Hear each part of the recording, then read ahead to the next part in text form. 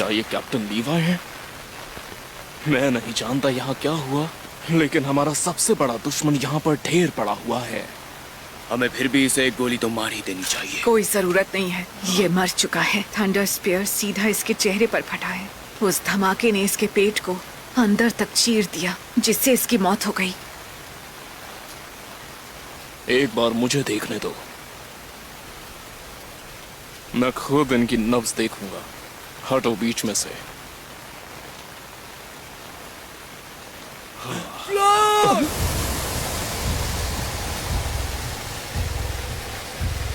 आखिर इसे हो क्या रहा है? क्या ये मर रहा है? ऐसा नहीं है, टाइटन्स जब मरते हैं तो वो इस तरह स्टीम नहीं छोड़ते।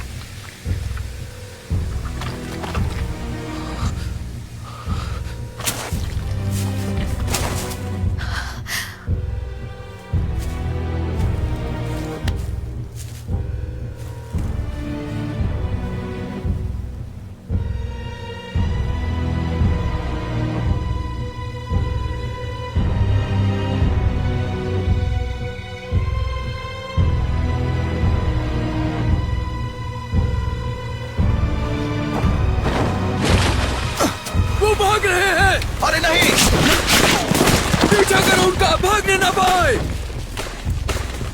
ज़ीक, तुम इस टाइटन के अंदर कैसे पहुंचे? तुम्हें बता नहीं सकता। मैंने एक लड़की को देखा जिसको मैं नहीं जानता था, जो मेरी बॉडी को रिफॉर्म करने के लिए अर्थ को स्कल्प्ट कर रही थी, और वो सब कुछ एक खाली जगह में था।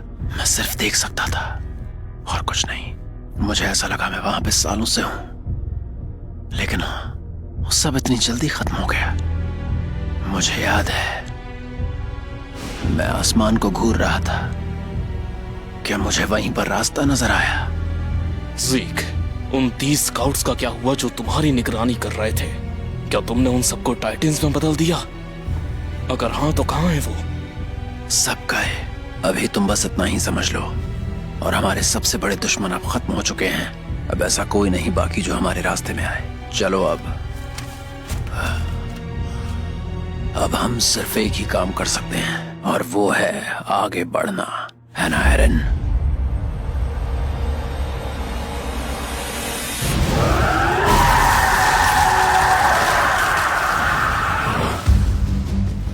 क्या था ये? लगता है शुरुआत हो चुकी है।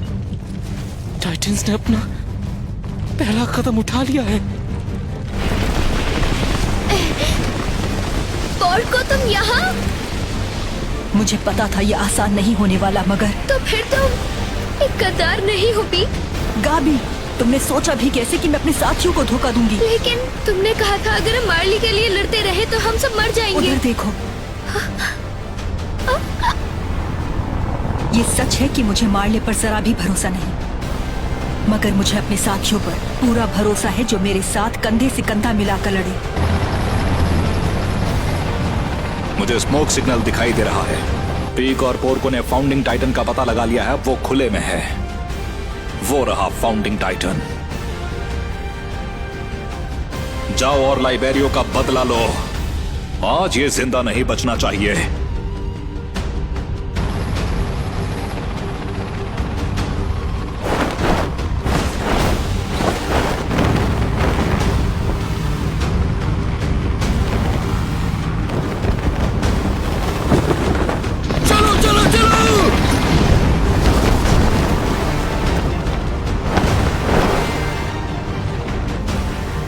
पीक, अब क्या करें?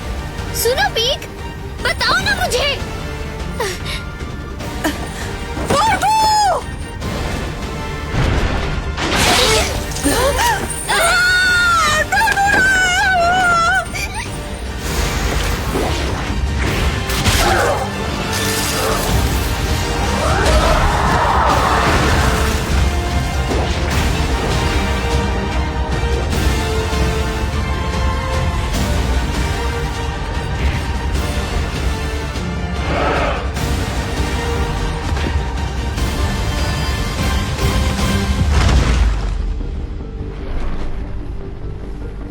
विश्वास नहीं होता मार्ले ऐसा कदम उठाने में इतना डेस्परेट था। वो इतना अंधाधुन हम पर वार कैसे कर सकते हैं? क्या उन्हें अपनी मिलिट्री की कोई परवाह नहीं? एरन, क्या तुम मुझे सुन सकते हो? फौरन बाहर आओ अपनी टाइटन बॉडी से। तुम्हें इस समय बाहर नहीं होना चाहिए। वॉर हैमर टाइटन की मदद से अंडरग्राउंड होते हुए कहीं भाग जाओ। यहाँ से लड़ना इस समय तुम्हारे लिए सही नहीं है।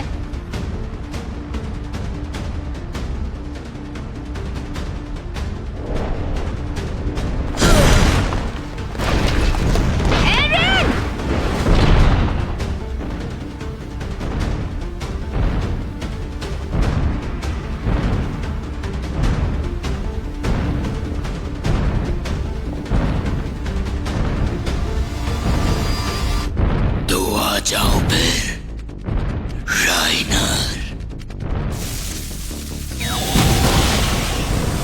ये तुम ही हो सकते हो। मार्ले को ये बेवकूफी भरा कदम उठाने के लिए तुम ही बना सकते हो। सारी सेना को तैनात कर दो। जल्दी जाओ, एरन को बचाओ। क्यों एरन, तुम ऐसा क्यों कर रहे हो?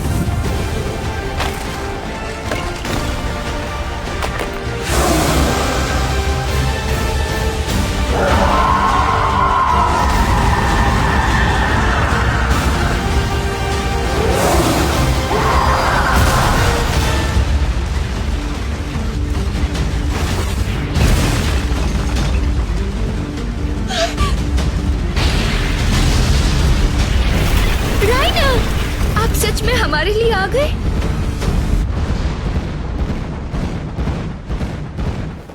पीक, मैं यहाँ हूँ।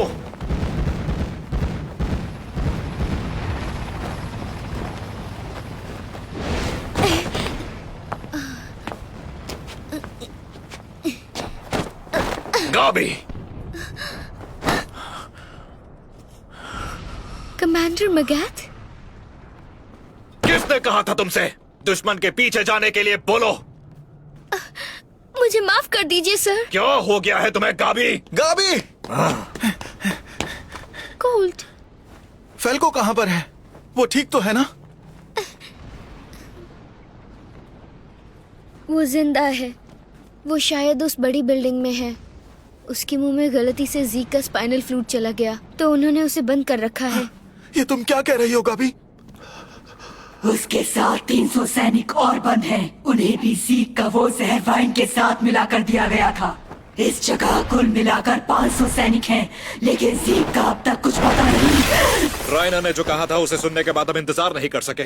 पर क्या वो लोग फाउंडिंग टाइटन की पावर को एक्टिवेट करेंगे? पता नहीं, लेकिन वो उनका सबसे शक्तिशाली हथियार है। अगर अब तक उन्होंने उसका इस्तेमाल नहीं किया तो जरूर इसके पीछे कोई बड़ी वजह होगी। मुझे लगता है कुछ तो है जो एरन को रोक रहा है। और वो कंडीशंस क्या हैं, बता सकते हो? सुनो, अब तुम्हारे पास फाउंडिंग टाइटन भी है और रॉयल ब्लड वाला टाइटन भी। मैंने ये शब्द ज़ीक को दुश्मनों से कहते हुए सुना था, उस एयरशिप पे जिसने लाइबेरियो पे अटैक किया था। ये तुम क्या कह रही हो? इसका मतलब हुआ ज़ीक खुद रॉयल ब्लड वाला टाइटन है गाबी? उसके माँ बाप एल्डियंस के एक सीक्रेट ग्रुप का हिस्सा थे, तो ये हो सकता है। उसके पास हमेशा बीस्ट की पावर से ज्यादा पावर रही है। शायद ये उसके रॉयल ब्लड की वजह से ही है। अगर ज़ीक का ना होना एरन को फाउंडिंग टाइटन की पावर यूज करने से रोक रहा है, तो हमें उन्हें मिलने से रोकना है। कमांडर मगैथ, वो राइना। अब मैं जनरल हूँ और मार्ली का कवच इतनी जल्दी नहीं टूटेगा। अब बात सिर्फ मार्ली की नहीं है, वो पूरी दुनिया का कवच है। हम मानवता की आखिरी उम्मीद हैं। फाउंडिंग टाइटन को मारने से हमारी प्रॉब्लम्स खत्म नहीं होंगी।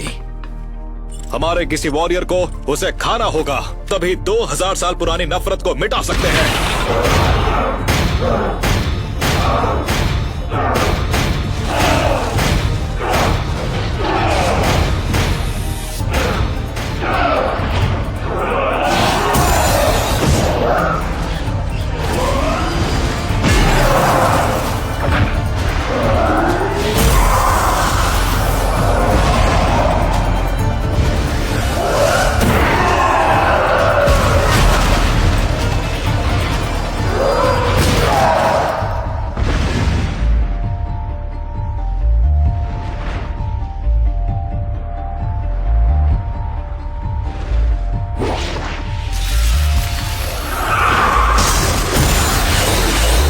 मैं तुमसे अपना बदला लूंगा।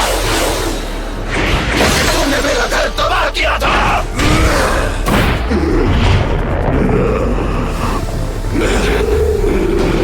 अकेले तुम हमारा कुछ नहीं बिगाड़ सकते। हार मान लो और खत्म करो ये सब।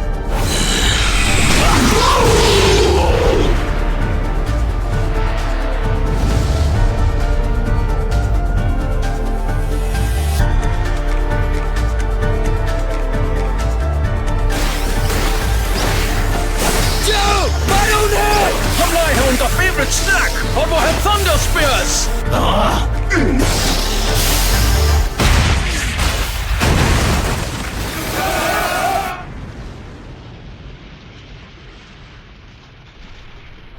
नहीं, ये क्या था?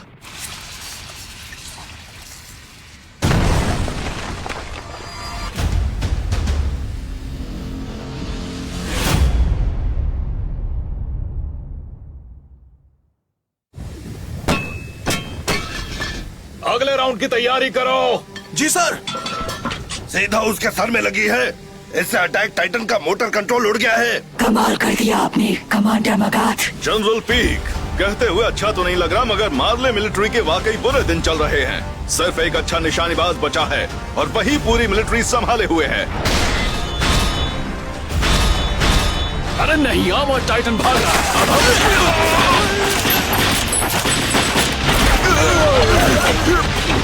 दुश्मन छत पर है, बचो उससे।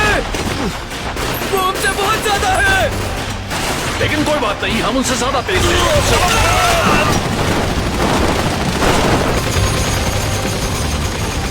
ये क्या? मुझे तो लगा था मार्ली की मिलिट्री के लगभग सभी ऑफिसर्स मारे गए। फिर इतने कम समय में उन्होंने इस हमले की तैयारी कैसे की? अगर ऐसा ही चलता रहा, फाउंडर कैप्चर हो जाएगा। एरन, तुम बाकियों की तरह साधारण नहीं हो, न कभी थे। तुम सबसे खास हो, सुना तुमने?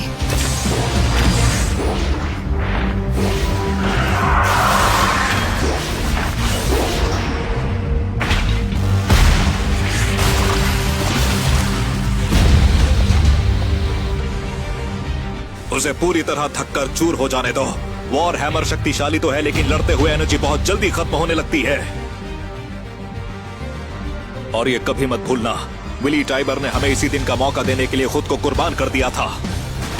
उनकी मौत के पीछे छिपे संदेश को याद करो। मानवता की आखिरी उम्मीद एक और हेलोस ही हो सकता है, वो हीरो जो हमारी इस दुनिया को बचाएगा। बस बहादुर आयरन, अपनी हार मान लो।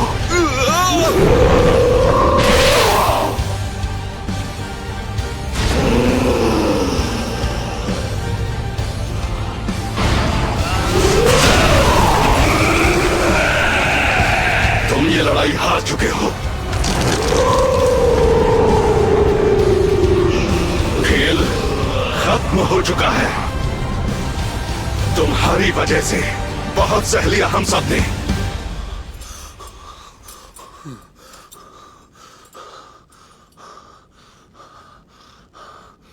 ओनियन कपोन, हे, बाहर क्या हो रहा है? मार्ले ने अपनी वायुसेना से आइलैंड पर हमला किया है। उनके पास लगभग 500 सोल्जर्स हैं और साथ में आर्मर्ड जॉ और कार्ड टाइटन्स। एरन अब भी बाहर है, अकेला फाइट कर रहा है, लेकिन वो स्ट्रगल कर रहा है। वो ऐसे ज्यादा देर बच नहीं पाएगा। मार्लियंस फाउंडर को कब्जे में ले लेंगे। तुम्हें मदद करनी होगी। हमारे साथ हाथ मिलाओ और एरन को बचाओ। क्या समझ के रखा तूने हमको? हम एक साइड पर नहीं है। ये तेरी लड़ाई है। तुम लोगों ने हमें पहले भी धोखा दिया है। अब हम तेरे साथ क्यों दे? बता। मुझे माफ कर दो, लेकिन अगर मैं ऐसा नहीं करता तो येलेना मेरे सिर में भी एक गोली दाग देती और मैं मर जाता। सुन, मुझे अब तेरा कोई बहाना नहीं सुनना।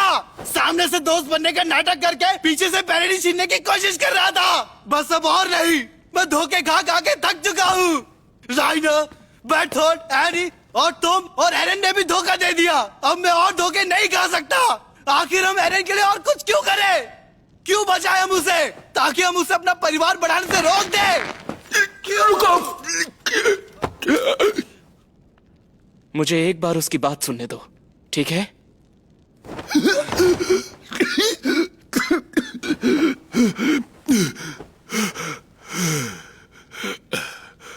मुझे कोई आइडिया नहीं था कि येलेना ये सब प्लान कर रही है। वो जहरीली वाइन या यूथनाइजेशन का प्लान किसी भी वॉलंटियर को कुछ नहीं बताया गया था। ये सच कह रहा है। हमने कभी भी इन्हें इस वाइन के बारे में नहीं बताया था, क्योंकि येलेना ने हमसे ऐसा करने के लिए कहा था। लेकिन हाँ, मैं नहीं चाहता कि एल्डियंस को यूथनाइज किया जाए।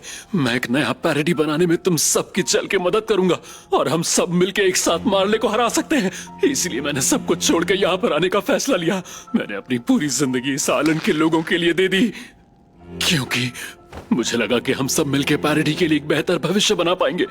लेकिन बच्चों के बिना कोई फ्यूचर नहीं है। अगर ये यूथनाइजेशन प्लान सक्सीड हो गया तो हमने जो भी कुर्बानियां दी है वो सब के सब बेकार जाएंगी। तुम्हें मुझ पे भरोसा करना होगा।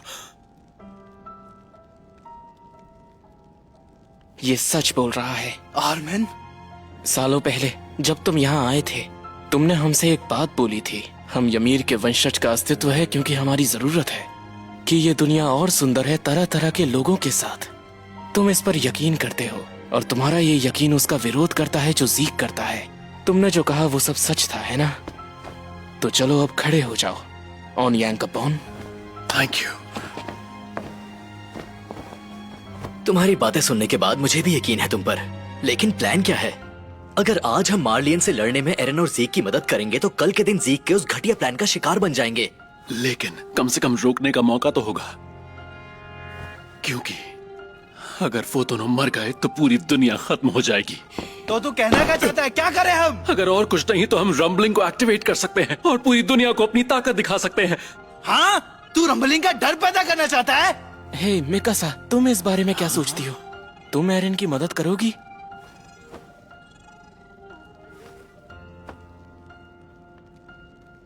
हाँ, चाहती हूँ, लेकिन क्यों चाहती हूँ ये नहीं पता।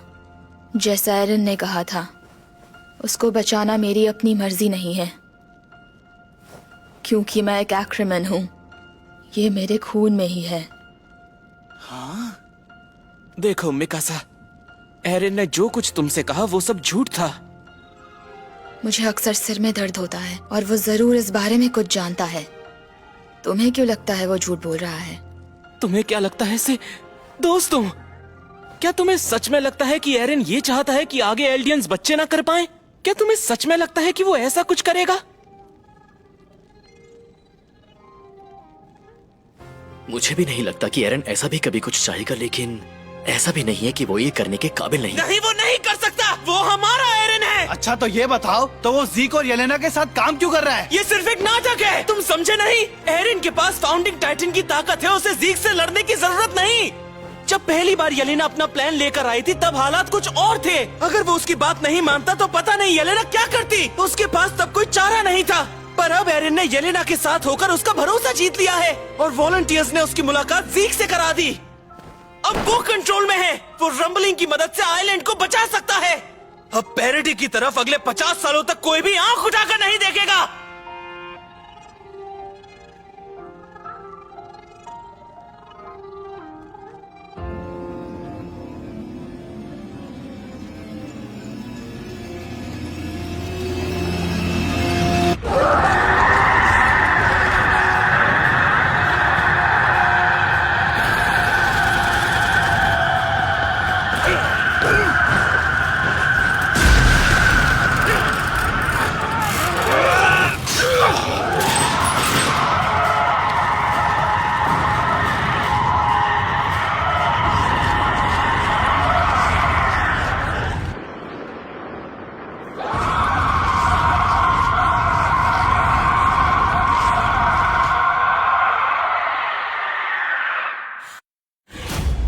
टाइटन्स के टकराने से जमीन कांपने लगी। अब कोई चाहे न चाहे, उन्हें हथियार उठाकर जंग के मैदान में उतरना ही होगा, हर कीमत पर। अगला एपिसोड, स्नीक अटैक।